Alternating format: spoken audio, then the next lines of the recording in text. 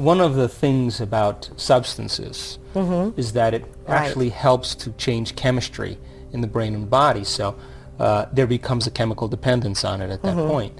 But the person who wants to change has to want to change. That's the first element. In other words, no one can make you change, but you have to find it in you to really see if this is what you want to do. And I've studied people over the last 12 years.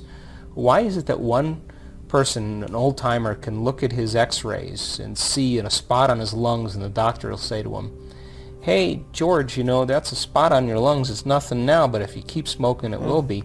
And that guy just takes his cigarettes, throws them in the trash, and he's done the next day. How do you explain that? He made the decision, and the decision was an experience, and it began to rewrite his chemistry and his biology.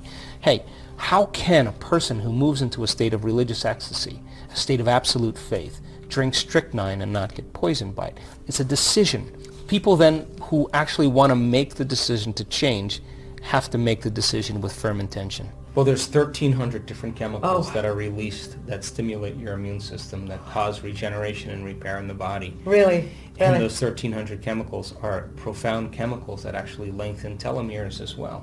And it's the greatest pharmacy in the world. Yes. So now it turns out that 10 minutes of gratitude a day releases a chemical called immunoglobulin A, the primary defense against bacteria and viruses. 10 minutes of anger or impatience or frustration or fear turns on 1,200 different chemicals that causes the body to mobilize energy and suppresses the immune system. So then the person who's feeling gratitude and those elevated emotions in the morning, and you check their blood values of IgA, immunoglobulin A, at the end of the day, it's still elevated. In other words, you just took the shot. You took the flu shot, and it's going to protect you against bacteria and viruses. Now, here's the truth. Germs don't make you sick. We make ourselves sick. And if you're in a company where everybody's getting infected and they're all sick at the same time, it's not the bug. It's they're all stressed, and they're all susceptible. They're called opportunistic bacteria because they're waiting for an opportunity to proliferate if your immune system is compromised. So people need to know the truth about this because they're programmed into believing that germs make them sick. So there's no germ out there with your name on it that's waiting to attack you. We have just as many microorganisms in our body as we have cells. So it's just the way in which we manage our internal states. The ultimate truth is oneness, that everything else is a diminishing of that. So if you understand biologically where oneness occurs, it occurs right here in the heart center. And what if you took 10 minutes out of your day, 15 minutes out of your day, to rest your attention in that center? Where you place your attention is where you place your energy. To cultivate an elevated emotion like gratitude, or joy, or the joy for existence, or the love of life, or compassion, and you felt it deeply. Do you know that the moment energy moves into your heart, the field around your body expands to 9 meters wide? When you're living in survival and you're living in fear and anxiety and anger and hostility and violence and sadness and guilt, you're drawing from this invisible field and you're turning it into chemistry. And the field around your body shrinks. Now you're more matter and less energy. You're more particle and less wave. And you don't have any energy to actually for long-term building projects like growth and repair or to create anything you want in your life. Turns out that the heart has a magnetic field. So it's like dropping a pebble in the water. And if you can sustain that emotional state, now you are dropping pebble after pebble and it's sending ripples out.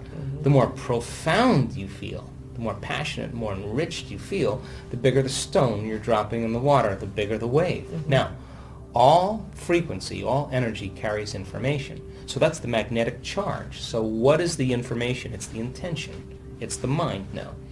So then you then send an intention on that wave. You have a clear intention, and that information is being carried on that frequency wave. Now you're broadcasting an electromagnetic signature into the field. And so then when you're living in survival, you're always trying to control the outcome, force the outcome, predict the outcome. And when you do that, you're in your own way because you're matter trying to influence matter, and it's going to take a certain amount of time. We call that three-dimensional creation. Fifth-dimensional creation is the opposite. You're actually not going anywhere. You are the vortex that's calling the experience to you. Wow. So then when you combine that clear intention with an elevated emotion, When there's a vibrational match between your energy and that potential in the quantum field, it's like taking a tuning fork and hitting the tuning fork, and you have another one, and that one is going to produce the same harmonic. Now there's a vibrational match.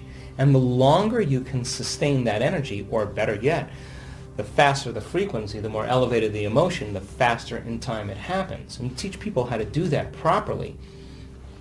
They would never try to control the outcome. They trust in the outcome because this is the center where you trust the unknown. So now you're laying down the very thing that you've done because you don't feel separate from possibility. You're not a materialist defining reality with your senses, which occurs primarily from the hormones of stress. Actually, the opposite is happening. Your heart is open and you feel connected to something greater. And it's none of your business on when it's going to happen or how it's going to happen. Because if you can predict when it's going to happen and how it's going to happen, it's not an unknown. Back to matter. Let's just say that you wake up in the morning and you do the same things and you see the same people and you go to the same places and you drink coffee out of your same mug and you drive to work the same way and you see the same people that push the same emotional buttons. We could say that it's the external environment, the outer world, all the people you know and the things that you do and the places that you go. Your external environment is turning on different circuits in your brain, causing you to consciously or unconsciously think equal to everything that you know. And as long as you react and think equal to everything you know, you keep creating more of the same life. The principle in neuroscience says that nerve cells that fire together wire together. So if you keep thinking the same thoughts, if you keep performing the same actions, if you keep living by the same emotions, over time the redundancy of that begins to hardwire the brain into very specific patterns. And that pattern then becomes our identity or our personality. Learning is making new synaptic connections, as we'll see in a minute. And remembering is maintaining and sustaining those connections. So most people, at a certain point in their life, they keep thinking the same way. They hardwire their brain into a certain pattern. They keep doing the same things that create habits that become part of their identity. And they keep living by the same emotions that are created from the same experiences. And the redundancy and repetition of that begins to cause the brain to fire in very finite networks. And that becomes what we call our identity. So then by the time we're 35 years old, psychology says that for the most part, we're a set of memorized behaviors and emotional reactions that make up who we are as an identity. So when it comes time to change, and people have to realize that 5% of their conscious mind is working against 95% of what they've memorized subconsciously. Wow. So it's kind of like mind and body working in opposition. So that becomes very difficult to change because we're using a very small percentage to go against what we've subconsciously memorized. Well, there's a new science emerging called neuroplasticity. And neuroplasticity says that you're in fact changed biologically by every thought you think, every new thing you learn, every new experience that you create, every new choice that you make, every new dream that you dream, your brain begins to fire in new sequences and new patterns and new combinations. And whenever you make the brain work differently, you're changing your mind, because mind is the brain in action. So most people then, at a certain point in their life, they stop learning and they start feeling.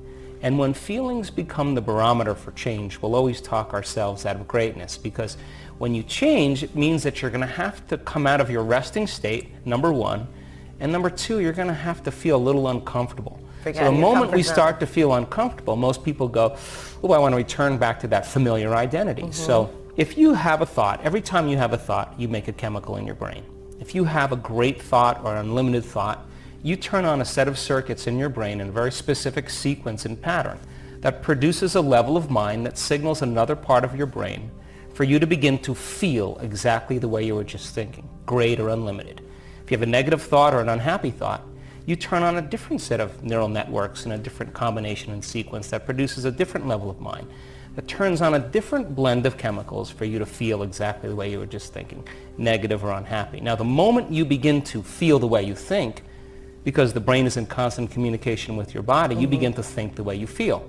So you begin to feel the way you think and think the way you feel and feel the way you think. And the cycle of thinking and feeling over time conditions the body to memorize that emotion better than the conscious mind. Whenever the body knows better than the mind, that's called a habit. Habit is when the body is the mind. Now, thoughts are the language of the Coherence. brain, and feelings are the language of the body.